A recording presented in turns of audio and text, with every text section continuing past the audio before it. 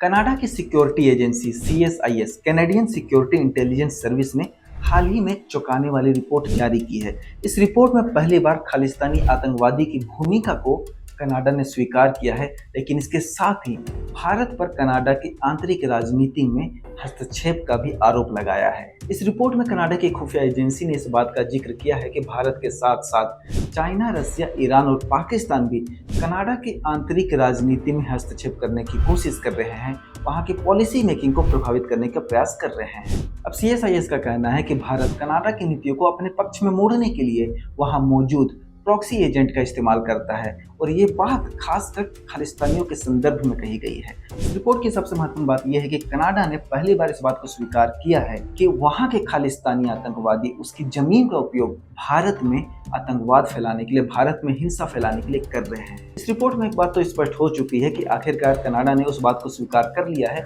जो भारत उसे काफी समय से समझाने की कोशिश कर रहा था। खालिस्तानी आतंकी न सिर्फ भारत के लिए बल्कि कनाडा की आंतरिक शांति के लिए भी खतरा साबित हो सकते हैं। ये रिपोर्ट ऐसे समय में आई है जब हाल ही में प्रधानमंत्री नरेंद्र मोदी की मुलाकात कनाडा के नवनियुक्त प्रधानमंत्री मार्क कार्नी से G7 समिट के दौरान हुई थी। दोनों देशों के बीच रिश्तों को दोबारा पटरी पर लाने की कोशिशें जारी हैं, लेकिन इस रिपोर्ट ने अब एक नई बहस छेड़ दी है। भारत और कनाडा के रिश्ते में तनाव 2023 में कनाडा के तत्कालीन प्रधानमंत्री जस्टिन ट्रूडो के एक बयान की वजह से आया था।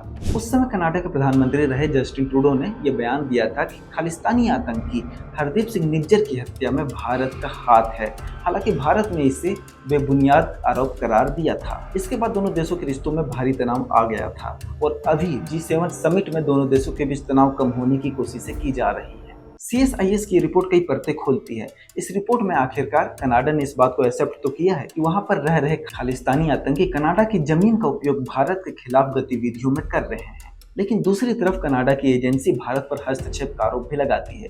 अब सवाल यहाँ पर यह है, क्या भारत अपनी अखंडता और संप्रभुता की रक्षा के लिए सजग ना हो? क्या वो कनाडा के आतंकवादियों के सामने हथियार डाल दे? अपने देश की सुरक्षा करना हर देश के नागरिक का, वहां की सरकार का कर्तव्य है और भारत यही कर रहा है। क्या ये रिपोर्ट भारत और कनाडा के रिश्तों में संबंधों को सुधारने में मदद करेगी या फिर इससे रिश्ते और सुलझेंगे? ये तो भविष्य के गर्भ में है। अब देखने वाली बात यह है कि कनाडा सरकार इस रिपोर्ट पर कैसे रिएक्ट करती है। फिलहाल देश दुनिया की तमाम बड़ी खबरों के लिए हमारे YouTube चैनल PM भारत को सब्सक्राइब कर लीजिए। धन्यवाद।